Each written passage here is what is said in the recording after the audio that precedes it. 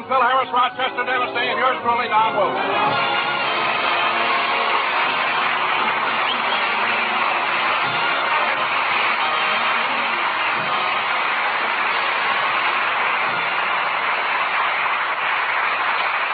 Gentlemen, last night, Jack Benny was in Washington, D.C., where he was master of ceremonies for the annual White House Photographers' Ball. Immediately following the affair, he boarded a plane and flew back to Hollywood. And here he is, Jack Benny!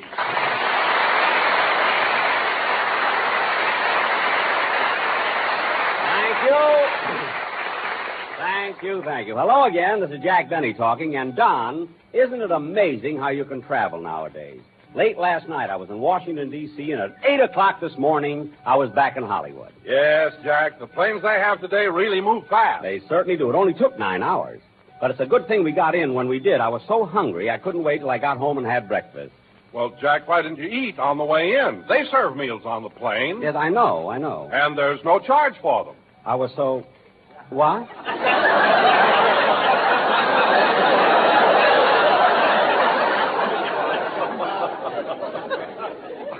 Don.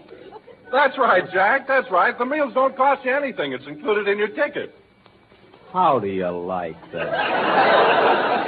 Jack, where are you going? To the TWA ticket office. Somebody's going to take me to dinner.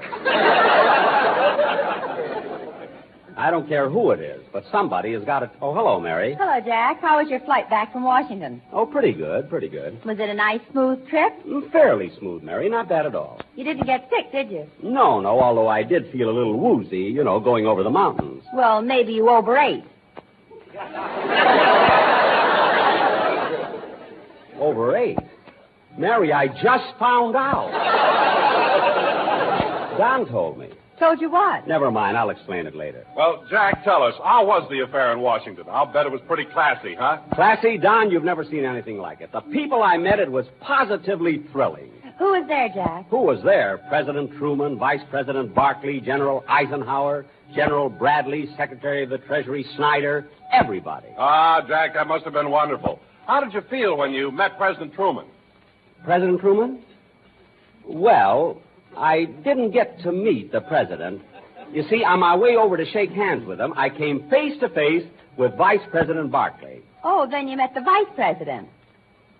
Well, no.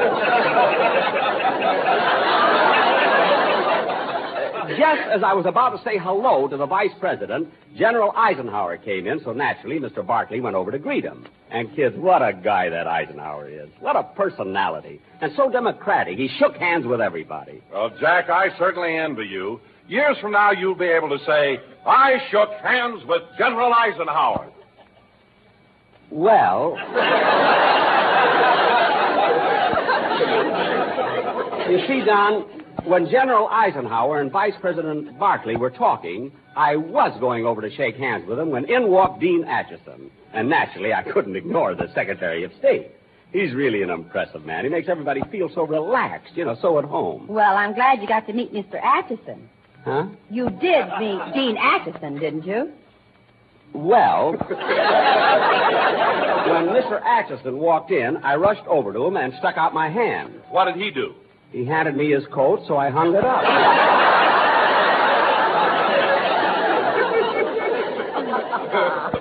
It was an awkward situation. Well, Jack, when Mr. Acheson handed you his coat, why didn't you tell him who you were? Well, I didn't want to embarrass him.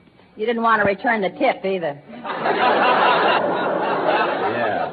Eisenhower gave me nothing.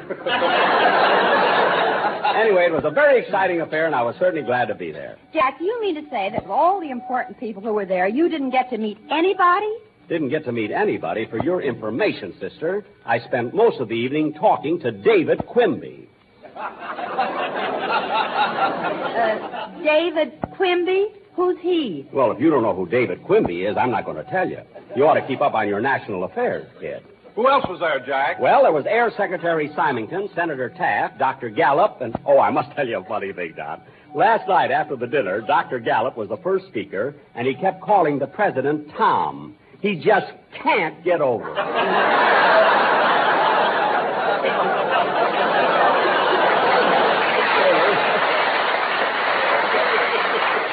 It's too bad you Hello, couldn't... Mr. Benny. Oh, hello, Dennis.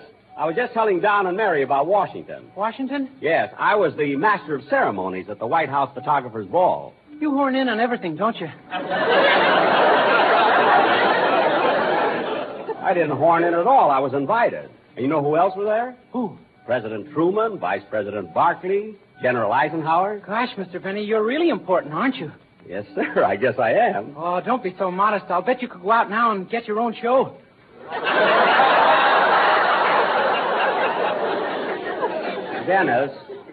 Dennis, I'd like to ask you a question. Okay, sit down, kid. I don't have to sit down. I just want to ask you one question. Who's the star of this show? My mother thinks I am. Well, this is getting me nowhere. So come on, star. Let's have your song. Okay. Wait a minute. Come in. Telegram for Jack Benny. I'm Jack Benny. Here you are. Thank you. Hey, boy. Yeah? You didn't wait for me to give you a tip. The last time I waited, the office sent out a St. Bernard. What? Before I got back, the brandy was 20 years old. Never mind. Goodbye. Jack, What? you dropped a telegram, so I opened it. It's from Washington. From Washington? What does it say? Dear Jack, I'm sorry I didn't get to talk to you longer, but I had 3 people waiting for a haircut. Signed, David Quimby.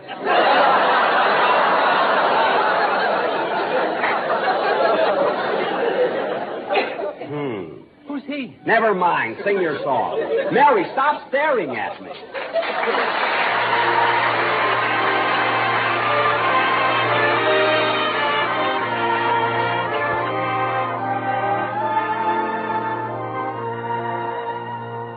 I begin to say goodnight, and then I heard my child in prayer, and for me some scarlet ribbons for my hair.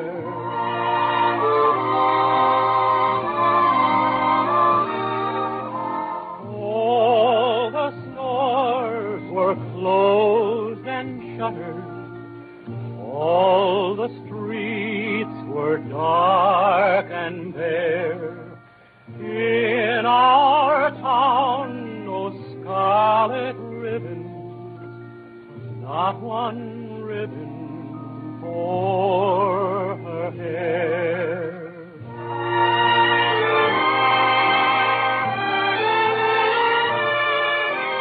Through the night, my heart was aching. Just before the dawn was breaking, I peeked in, and on her bed, in gay profusion, lying there, lovely ribbons, scarlet ribbons for her hair.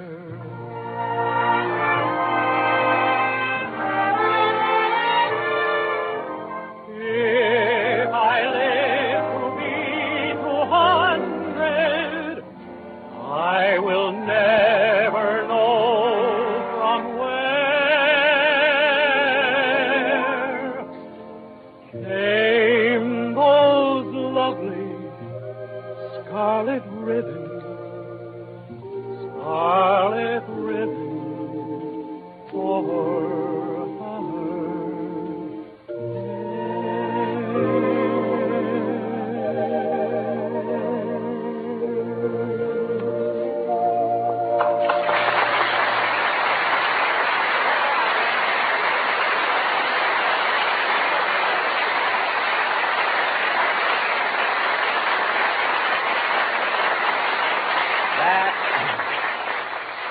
That was Scarlet Ribbon, sung by Dinah Shore.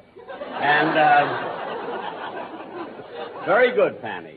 And now, ladies and gentlemen, for our featured attraction tonight, we're going to do a very important sketch. Dennis, you're going to be in it. You too, Mary. And Phil. Phil! Just a minute, Quimby. I'm fixing up the music for the sketch you're going to do. You're what? You heard me. I'm fixing up the music. Right now, I'm going over the trombone player's part. You? You're going over the trombone player's part? You don't know one note from another. Who has to know notes? What? I'm going over it with a damp rag. He spilled beer on it.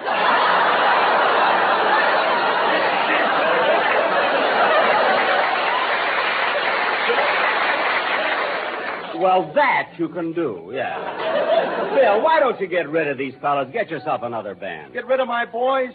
Frankie, Charlie, Cornelius? Cornelius? Well, not on your life, Jackson. These boys have stuck to me through thick and thin.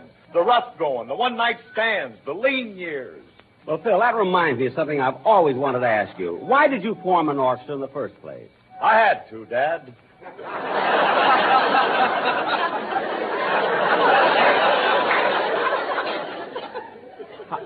You had to? I had to. I wrote a little gem called That's What I Like About the South, and no other band would touch it with a fork. With a fork isn't in here at all, you know. He had it. Well, in this case, necessity was the mother of nausea. But seriously, Phil, do you mean that all of your boys have been with you right from the start? Yes, sir, Jackson, and that's why I wish you'd quit picking on them. They're conscientious musicians. They worry a lot. Worry? Sure. Now, take my drummer, Sammy, up there. Only 3 months ago, he had a full head of hair.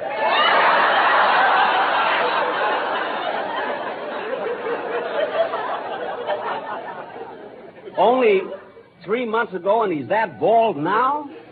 Phil, what was he so worried about? They said something nasty about him in Downbeat. Oh, well, that's a shame. You know, Phil, it's bad enough to be that bald, but why does he wax it?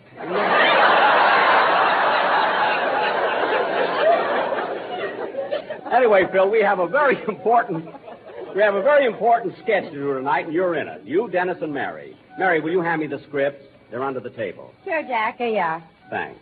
And now, ladies and gentlemen, we really have a surprise for you. For our feature attraction tonight, we're going to do our version of that thrilling radio mystery series, The Whistler.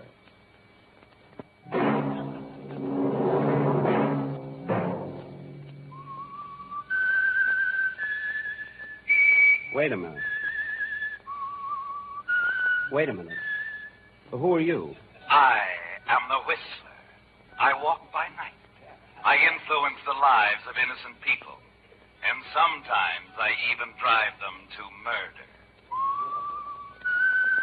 Well, I'm certainly glad you dropped in because tonight you can help me with the sketch we're going to do. Jack, who are you talking to? That man right there.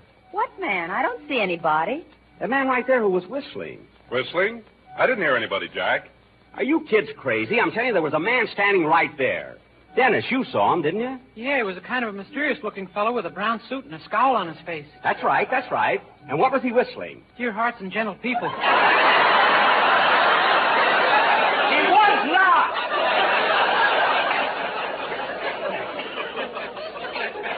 It was the Whistler's theme song. Jack, what's the matter with you? You didn't see anybody, and neither did Dennis. Well, I thought I did. Maybe it's because I got my mind all wrapped up in the play we're going to do. Now, ladies and gentlemen, we now offer you our version of that blood-curdling, thrilling radio murder mystery, The Whistler.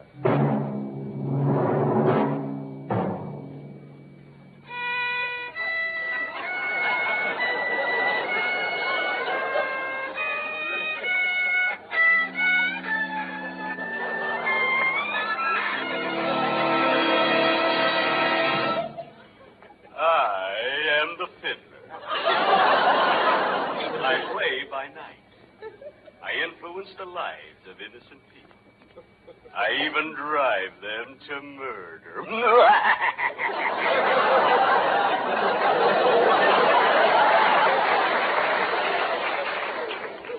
Let me take you to the home of Mr. and Mrs. Park, Gwendolyn and Griffith.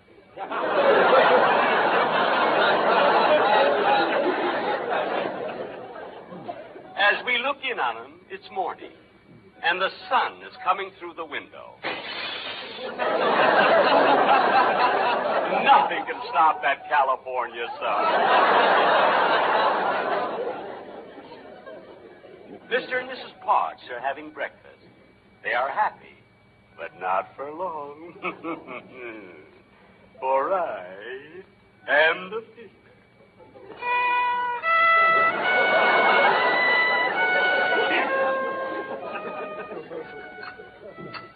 Gosh, Gwendolyn, this is a wonderful breakfast. I'm sure glad I'm married to you. So am I, Griffith. Where are the children? We have no children. Oh, then who is it that's always bringing me my slippers? Our Cocker Spaniel. Oh, the money I've wasted to have his teeth straightened.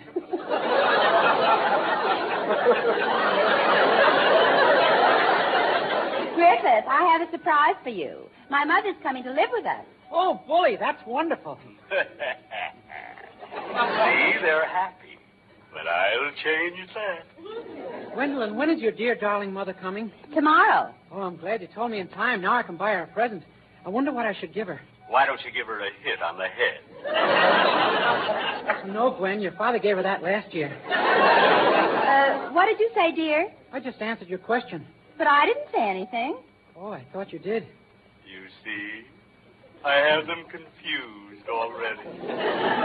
Well, I better finish my breakfast. Yes, here's a great big bowl of cereal. Wait, I'll pour the cream on it for you.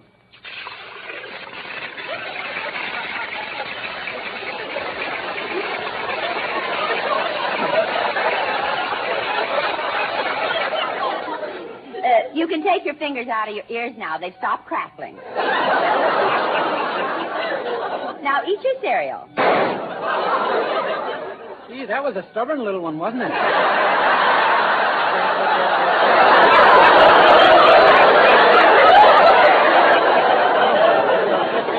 It certainly was, darling. Darling. Come on, slug her with something.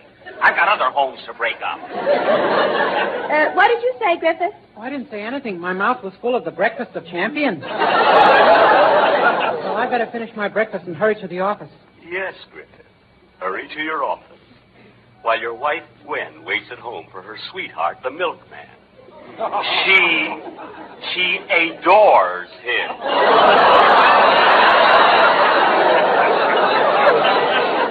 Look, he's coming up the walk now. Won't you come with me to Alabama and let's go see my dear old mammy? Shut up! That song drives me nuts. All right, knock on the door. She's waiting for you. Hello, baby. Hello, Clyde. I've been waiting for you.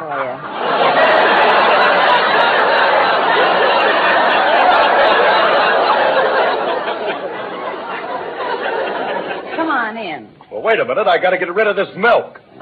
Why don't you drink it? Who, me? Go ahead, Clyde. Drink it. It'll be good for that pool table complexion. With those side pockets under your eyes. Come here, baby. Pucker up. Give me a kiss. Why, sure, Clyde. Lay one on.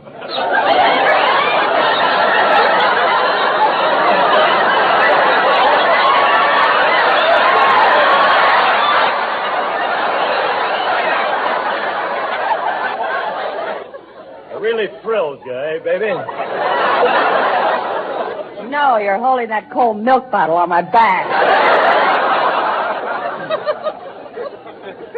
Oh, Clyde, you're so wonderful. Kiss me again. You see, she's crazy about Clyde. Everybody's crazy about Clyde. But I'm the one they invited to Washington. Gee, Gwen, I wonder what your husband would say if he caught you kissing me, his best friend. Oh, I'd tell him you're congratulating me on my birthday. But you've told him that 28 times this year. Ain't he getting wise? No, but he's getting mad buying me all those presents. Gee, Clyde, you and I could be so happy together if it weren't for my husband. And now it's evening. The office is closed, and Griffith, the unsuspecting husband, is walking home without a care on his mind. Gee, it'll be nice to get home to my loving wife, Gwendolyn. I feel sorry for her. She's alone all day. Are you sure she's alone? Of course I'm sure. About twice a week, our best friend Clyde drops in, but that's only on her birthday. Don't be a fool. Your wife is in love with Clyde. Hurry home. You'll find them together. All right, I'll go home and see for myself. Gee, I better be prepared.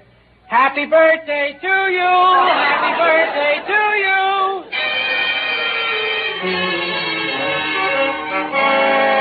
You see what I mean?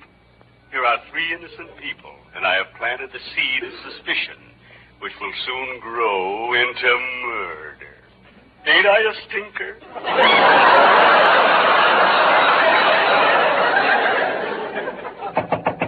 Oh, pardon me. Come in. Mr. Benny, Yes? I'm from TWA. Here's a sandwich and keep your big mouth shut.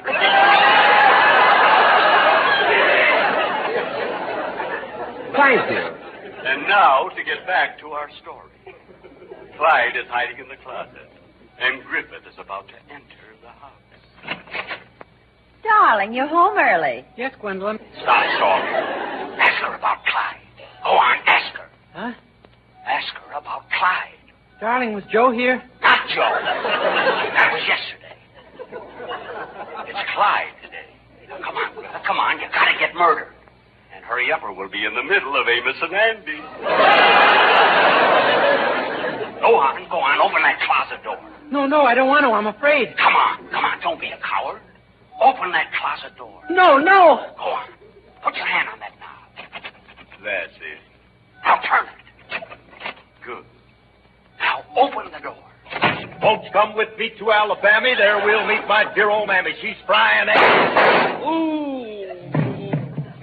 Griffith, you shot him. No, Gwen, I didn't shoot him. Well, somebody did. I wonder who.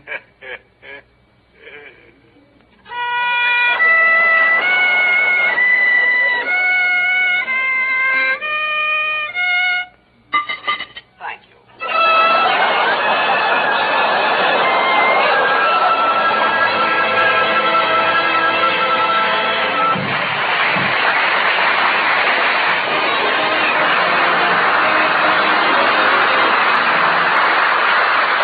Good night, folks.